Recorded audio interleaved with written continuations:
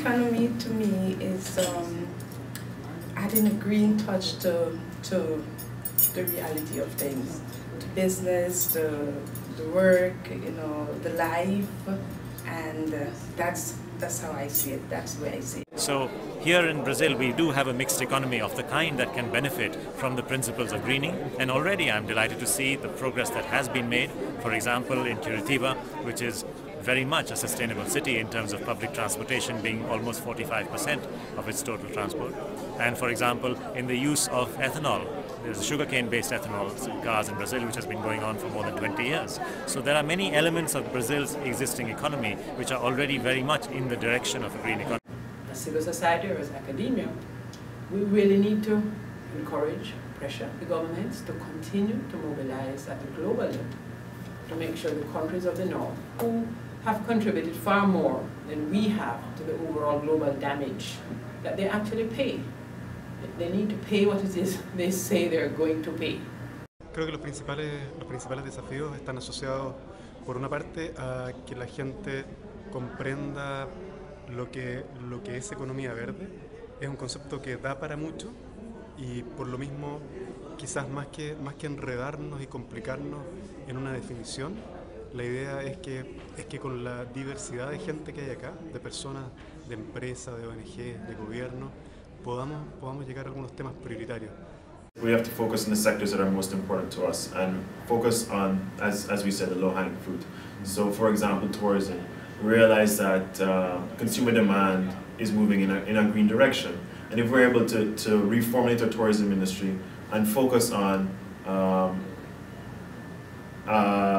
green tourism, which involves less people, more green technology, the ecological impact will be lower. So if we focus on the low-hanging fruit, I think we'll be able to have the most success initially, and then that will build and snowball into the future.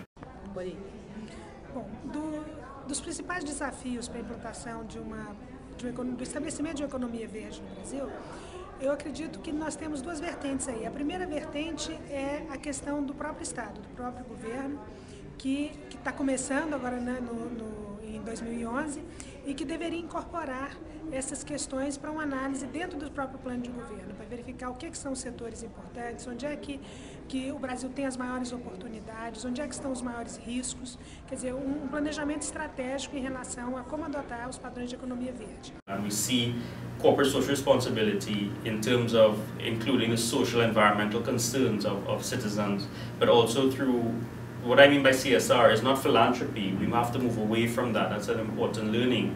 I think it's more about businesses bringing in, creating value chains and with the communities that they work in to provide training and development skills. It could be corporate volunteerism.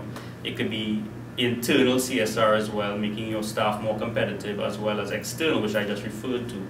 So I think that is how we have to bring the private sector, who's actually calling for this, but government needs to step in now and become the major agent for this change, and government needs to identify and demonstrate corporate social responsibility in their own decision making and implementing programs. We need jobs, and we can't have jobs in the villages without energy. And then you have the issue of water. So there are these triangle of water, food and jobs. Water, food, jobs and energy, which have to be solved in a manner that the people at the villages can profit from that to build up their standard of living, their living human life in a better way.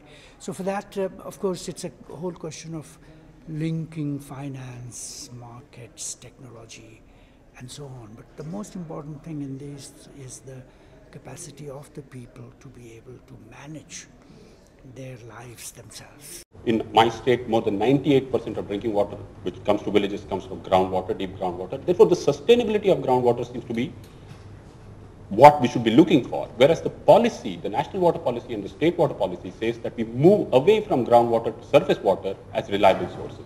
Is this some conflict, and is there some way of looking at things differently would be a question that we'll have to ask. Because I think so the communication of that particular technology and the education to the people does not reach and is not embedded very strongly. And I think so any technology, howsoever green and whatsoever mechanisms you may have, you may line up the policy, you may have financial resources given, you may have methods and systems and institutions created. Unless you do not reach the people and talk to them that this is how it's going to benefit you and make them as owners of this, that look, this is how it's going to benefit you and this is what you need to take and adopt. When you talk about urban systems or even building technologies, they have a relationship with the way we build in cities. And this is determined at the moment by the economy of land. And I don't know how to probe this question deeper, but I think it's a crucial one. That how do we address holistically the issues which our rural people are facing, which are climate issues are there, and how greening of economy overall can be done in a holistic manner. I think just generally big business in many instances has the intention to make changes or create different business models or embrace the green economy. But our ability to make the scale of change required is very often limited by the people in the organization because we're not exposed to the kind of work that I saw over the last weekend.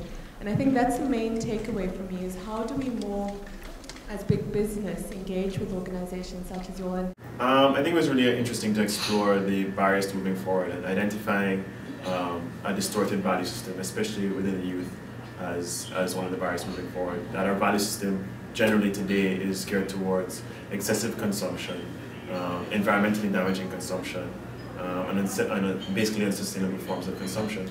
So exploring those ideas I thought were really interesting from a youth perspective, because we have to change those value systems in order to move forward. And be able to recognize that spending a little bit more on a sustainable practice is worth the extra money, and that spending in an unsustainable way, consuming too much, is going to damage us in the long run. The green economy is really one of the ways that you have to engage to get to the sustainable development that we want. So that to me was very important. It also demonstrated to me that there are things, activities that Caribbean people, through their NGOs and governments can do now if they're predisposed to the need to sustainably exploit our natural resources.